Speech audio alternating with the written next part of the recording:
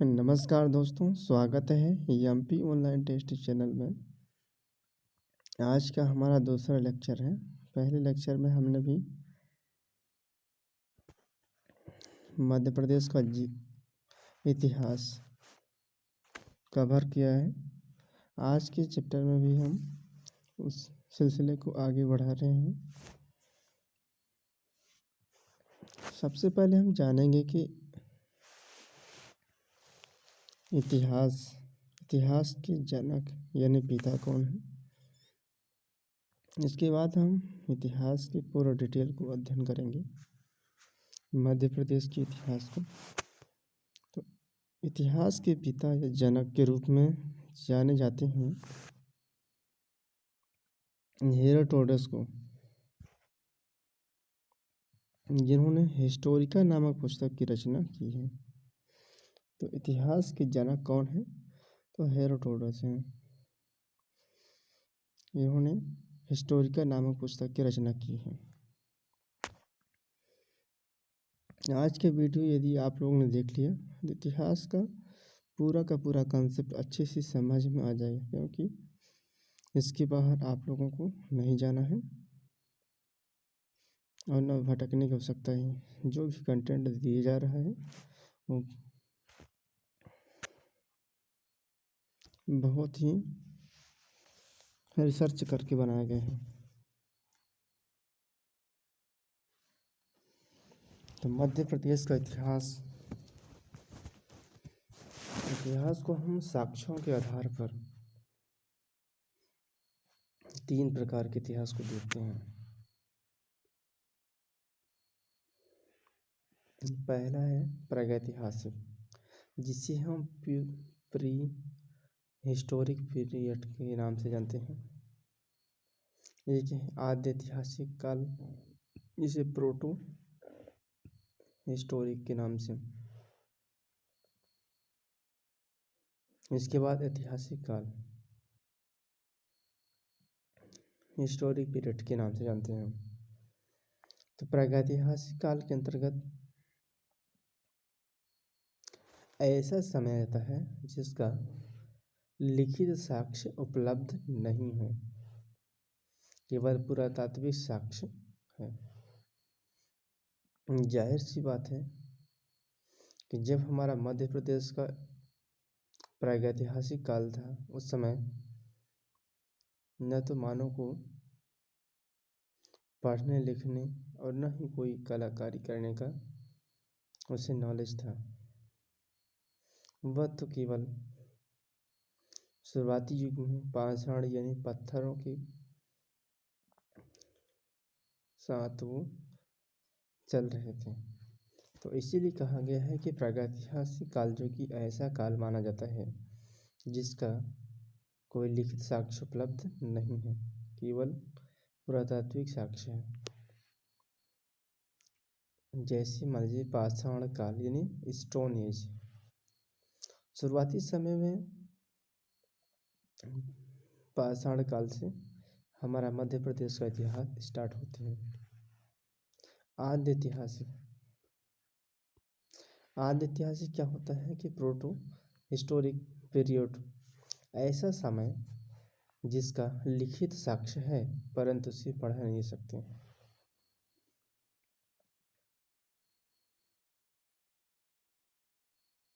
इस समय जो कि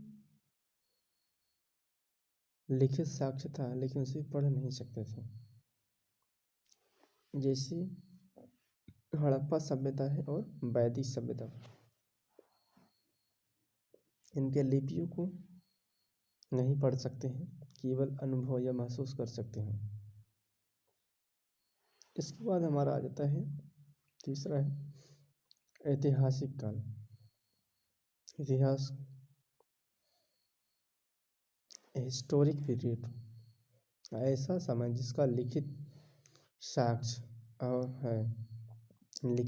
है और उसे पढ़ा भी जा सकता है, उसे ही हम इतिहास कहते हैं। जैसे 6100 BC है।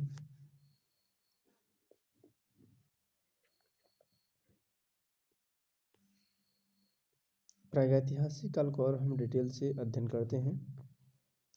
तो प्रागैतिहासिक काल शुरुआती समय जो कि पाषाण काल, पत्थरों का काल था। तो हमारा मध्य प्रदेश का इतिहास अत्यंत समृद्धि और पाषाण काल से प्रारंभ होता है। जाहिर सी बात है कि प्रागैतिहासिक काल ये पाषाण युगी था। मध्य प्रदेश का इतिहास अत्यंत समृद्धि था जो कि पाषाण काल से ही प्रारंभ होता है। पाषाण काल क्या होता है, इसका तात्पर्य है उस समय से है जब मनुष्य जो कि गुफाओं में रहता था। शुरुआती समय में मनुष्य है जो कि वे गुफाओं में रहता था और उस समय ये दोनों व्यक्ति को अपने अपने सुरक्षा की आवश्यकता पड़ती थी। मनुष्य को अपने सुरक्षा के लिए और जानवरों को अपने सुरक्षा के लिए। तो मनुष्य ने क्या खोजा कि वे पत्थरों का प्रयोग करने लगा अपनी सुरक्षा के लिए। तो मनुष्य गुफाओं में रहता था, पत्थर के औजारों का प्रयोग करता था। औजारों का प्रयोग क्यों करता था कि कोई हिंसक जानवर उन्हें यदि हमला करता है तो उन पत्थरों का वे औजार बनाते थे। नुकीला, धारदार हत्थे, कुल्हाड़ी, ये सभी प्रकार के औजार बनाकर रखते थे।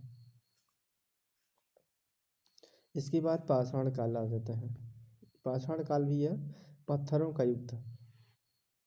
इसके काल भी दो हैं, तीन भाग हैं। एक तो पूरा पाषाण काल आ जाता है, एक मध्य पाषाण काल, एक नवपाषाण काल। तो यहाँ से भी प्रश्न बनता है कि पूरा पाषाण काल के अंतर्गत कौन कौन से आते हैं, मध्य पाषाण काल का अंतर्गत कौन कौन से आते हैं। तो पूरा पाषाण काल के अंतर्गत भीमबेटका आ जाता है। इसके बाद हथनौरा आते हैं। वही मध्य पाषाण काल के अंतर्गत आदमगढ़ है, पचमढ़ी है, ये सभी आ जाते हैं।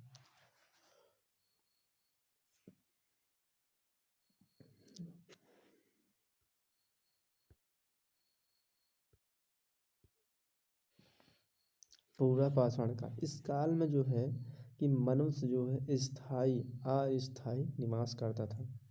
वे कभी भी एक जगह पर रुककर नहीं अपना जीवन यापन करता था। वे जहाँ भी उसे आखेटा के रूप में शिकार मिलता वहाँ पर वो जाकर बस जाते हैं और अपना पेट भरते थे। क्योंकि शुरुआती समय में न तो उन्हें ज़्यादा टेक्नोलॉजी का ज्ञान था और न ही कोई समाज से मतलब था, न कोई आर्थिक व्यवसाय से संबंधित था। वे केवल अपना भोजन करना और जंगलों में भ्रमण करना, ये सभी उस समय ये करते थे, इसलिए उनका अस्थायी निवास था। इस काल में मनुष्य जो है मुख्यतः आखेटक और खाद्य संग्रह था, दो कार्य करते थे। आखेट करते थे, जानवरों को मारकर अपना भोजन करते थे। इस काल में जो है कि मनुष्य द्वारा औजारों के प्रयोग रूप में हस्त कुठार है, खुरचनी है, मुष्टि कुठार, हत्थे वाली कुल्हाड़ी आदि का प्रयोग करते थे। इसका सभी औजारों का प्रयोग जो कि मानव करता था। मध्य प्रदेश में इस काल के औजार नर्मदा, सोन, बेतवा, केनवा, सोनार घाटी में मिले हैं। मध्य प्रदेश में नर्मदा, सोन, बेतवा, केन नदी घाटियों पर ये सभी मिले हुए हैं। इस काल में मध्य प्रदेश उत्तर भारत व दक्षिण भारत के हथियारों व औजारों के उद्योगों का संगम स्थल था। पूरा पाषाण कालीन मानव के विकास की मुख्य पृष्ठभूमि जो कि नर्मदा घाटी ही थी, जहाँ से सर्वाधिक औजार प्राप्त हुए हैं। पूरा पाषाण कालीन स्थल जो है भारतीय उपमहाद्वीप से मानव निवास का साक्ष्य नर्मदा घाटी में ही मिलता है। इनके सबसे महत्वपूर्ण स्थल है हथनौरा। हथनौरा जो कि यह मध्य प्रदेश के सीहोर जिले में स्थित है। पूरा पाषाण कालीन स्थल है हथनौरा।